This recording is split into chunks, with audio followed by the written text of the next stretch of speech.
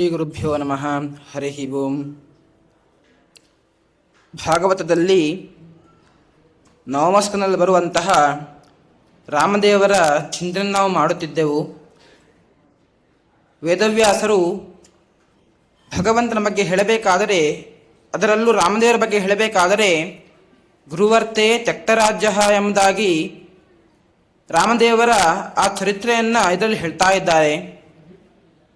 ಭಗವಂತ ತಾನು ರಾಮನಾಗಿ ಅವತಾರ ಮಾಡಬೇಕೆಂಬ ಉದ್ದೇಶದಿಂದಾಗಿ ವೈಕುಂಠ ಲೋಕದಿಂದಾಗಿ ಭೂಮಿಗೆ ಬಂದಾಗಿದೆ.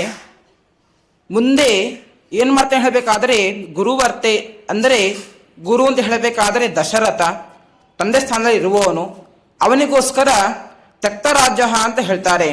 ಏನು ಹೇಳಬೇಕಾದರೆ ಅವನಿಗೆ ಸಂತೋಷ ಆಗಬೇಕು, ಹಾಗೇನೆ ಆ ಅಯೋಧ್ಯ ಪಟ್ಟಣ ಇರುವಂತಹ ಪ್ರತಿಯೊಬ್ಬರಿಗೂ ಸಂತೋಷವಾಗಬೇಕೆಂಬ ಕಾರಣಕ್ಕೋಸ್ಕರ ಭಗವಂತ ತಾನು ಅವತಾರ ಮಾಡಿದ ಅಂತ ಹೇಳ್ತಾ ಇದ್ದಾರೆ.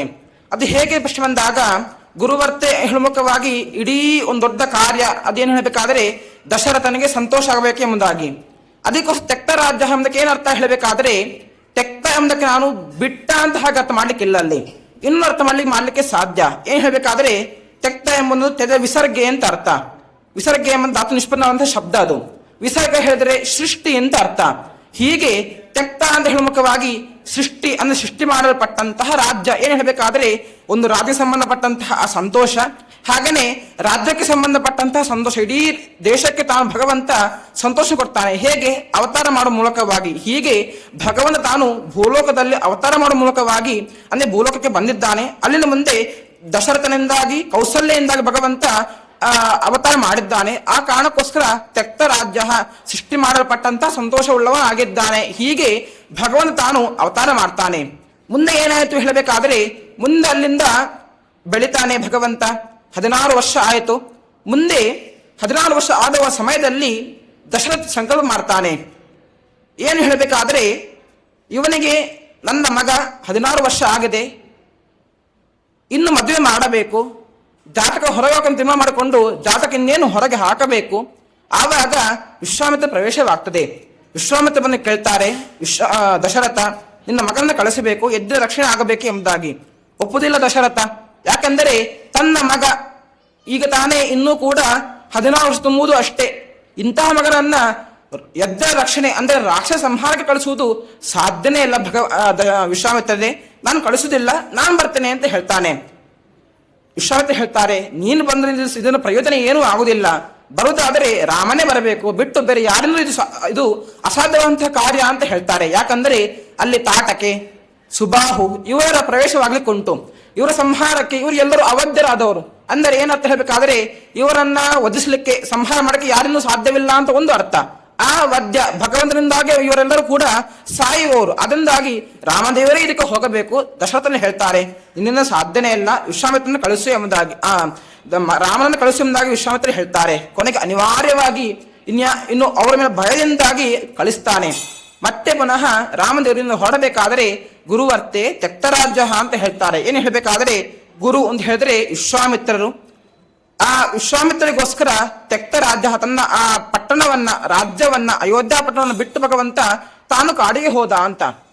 ಗುರುವರ್ತೆ ಹೇಳುಮುಖವಾಗಿ ವಿಶ್ವಾಮಿತ್ರ ಉದ್ದೇಶವಾಗಿ ಭಗವಂತ ಕಾಡಿಗೆ ಹೋದ, ಹೌದು. ಇದಕ್ಕಿಂತಲೂ ಮುಖ್ಯವಾಗಿ ಇನ್ನೊಂದು ಕಾರಣ ಉಂಟು. ಏನೇ ಹೇಳಬೇಕಾದ್ರೆ ಗುರು ಅರ್ಥ ಅಂತ. ಏನು ಹೇಳಬೇಕಾದ್ರೆ ಗುರು ದೊಡ್ಡದಾದಂತಹ ಒಂದು ಪ್ರಯೋಜನವಾಗಲಿಕ್ಕುಂಟು. ಏನಂತ ಪ್ರಯೋಜನ ಹೇಳಬೇಕಾದ್ರೆ, ಭಗವಂತ ಅವತಾರ ಮಾಡ್ತಾನೆ, ಬೇರೆ ಬೇರೆ ದಶಾವತಾರ ಮಾಡ್ತಾನೆ.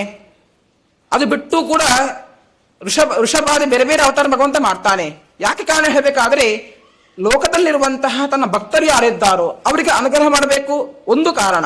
ಅಷ್ಟು ಮಾತ್ರ ಅಲ್ಲದೆ ತಾನು ಈ ಲೋಕದಲ್ಲಿ ಇದ್ದುಕೊಂಡು ಹೇಗಿರಬೇಕು, ನಾವು ನಮ್ಮ ಧರ್ಮ ನಮ್ಮ ಆಶ್ರಮದಲ್ಲಿ ಯಾವ ರೀತಿಯಾಗಿ ಇರಬೇಕು, ಬ್ರಹ್ಮಚರ್ಯದಲ್ಲಿ ಹೇಗಿರಬೇಕು, ಗೃಹಸ್ಥನಾದವನು ಹೇಗಿರಬೇಕು, ಸನ್ಯಾಸಾದವನು ಹೇಗಿರಬೇಕು ಎಂಬುದಾಗಿ ಬೇರೆ ಬೇರೆ ರೀತಿಯಲ್ಲಿ ಅದು ತಿಳಿಸಬೇಕಿತ್ತು. ಆ ಕಾರಣಕ್ಕೋಸ್ಕರ ಭಗವಂತ ಅವತಾರ ಮಾಡ್ತಾನೆ. ಪಕ್ಕದಲ್ಲಿ ರಾಮನಾಗಿ ಅವತಾರ ಮಾಡಿದ್ದಾನೆ.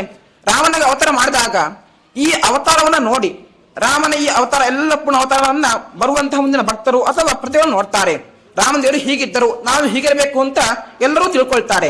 ಒಂದು ವೇಳೆ ರಾಮದೇವರು ಅವತಾರ ಮಾಡಿ ನೇರ ಮದುವೆ ಆಗಿಬಿಟ್ಟರೆ ಆವಾಗ ಒಂದು ಲೋಕಕ್ಕೆ ಒಂದು ಕೆಟ್ಟ ಸಂದೇಶ ಹೋಗ್ತಾರೆ. ಹೇಳಿದ್ರೆ ಅಧ್ಯಯನ ಮಾಡಬೇಕು ಅಂತ ಇಲ್ಲ, ಪಾಠ ಕೇಳಬೇಕು ಅಂತ ಇಲ್ಲ, ಹುಟ್ಟುವಂಥದ್ದು, ವಯಸ್ಸಾದ ಮೇಲೆ ಮದುವೆ ಆಗುವಂಥದ್ದು, ಸಂಸಾರ ಮಾಡ್ತಾ ಇರುವಂಥದ್ದು, ಇಷ್ಟೇ ಮುಂದೆ ಸಂದೇಶ ಹೋಗಬಹುದು. ಅದಕ್ಕೋಸ್ಕರ ಗುರುವತ್ತೆ ಮುಂದೆ ಬರುವಂತಹ ಪ್ರತಿಯೊಬ್ಬರಿಗೂ ಕೂಡ ಒಳ್ಳೆ ಪ್ರಯೋಜನ ಆಗಬೇಕು. ಆ ಕಾರಣಕ್ಕೋಸ್ಕರ ತೆಕ್ತ ರಾಜ್ಯ ಭಗವಂತ ತಾನು ಈ ತನ್ನ ಅಯೋಧ್ಯ ಪಟ್ಟಣವನ್ನು ಬಿಟ್ಟು ವಿಶ್ವಾಮಿತ್ರ ಬೆನ್ನ ಹಿಂದೆ, ಅಂದ್ರೆ ಏನು, ವಿಶ್ವಾಮಿತ್ರ ಬೆನ್ನಿಂದ ಹೋಗುವ ಮೂಲಕವಾಗಿ ಪ್ರತಿಯೊಬ್ಬರೂ ಕೂಡ ಸಾಧನೆ ಮಾಡಬೇಕು ಹೇಳಿದರೆ ಮೊದಲ ಮೆಟ್ಟಿಲು ಅದು ಗುರುಗಳ ಬಳಿಗೆ ಹೋಗುವಂಥದ್ದು.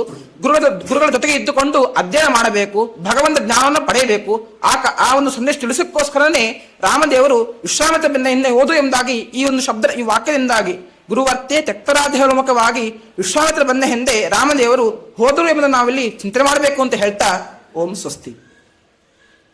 ಶ್ರೀ ಗುರು